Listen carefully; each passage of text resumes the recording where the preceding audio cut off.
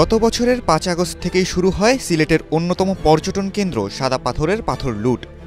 তবে গত ২ সপ্তাহে লুটেরাদের তাণ্ডবে লণ্ডভণ্ড অবস্থা কোম্পানীগঞ্জ উপজেলার ভোলাগঞ্জের জনপ্রিয় পর্যটন কেন্দ্র সাদা পাথরের।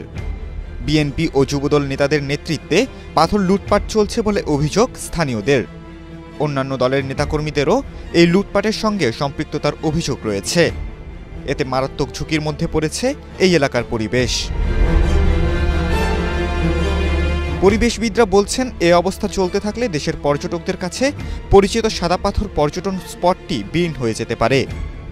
সরকার হারাতে পারে বড় অঙ্কের রাজস্ব। শেখ হাসিনার সরকার পতনের পর থেকে সাদা পাথরে দিন দুপুরে প্রকাশ্যে চলছে লুটপাট। পর্যটন কেন্দ্র সাদা পাথরে পাহাড়ি ঢলের সঙ্গে ভেসে আসা পাথর লুটপাটের যেন মচ্ছব চলছে। বাদ যাচ্ছে না ভোলাগঞ্জ রোপওয়ে বাংকার এলাকাও। লুটপাটে মিলেমিশে একাকার সবাই।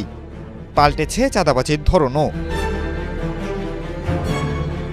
স্থানীয়রা বলছেন, গত ২-৩ মাসে দিনে ও রাতে অন্তত হাজারের বেশি বার্কি নৌকা ব্যবহার করে পাথর লুট হয়েছে।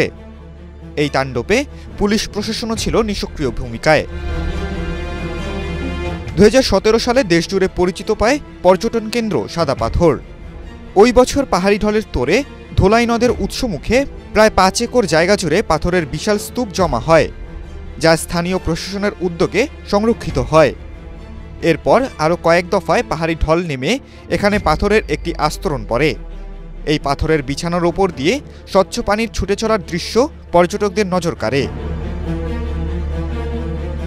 তবে গত ১ বছরে কী পরিমাণ পাথর লুট হয়েছে তার কোনো পরিসংখ্যান পাওয়া যায়নি।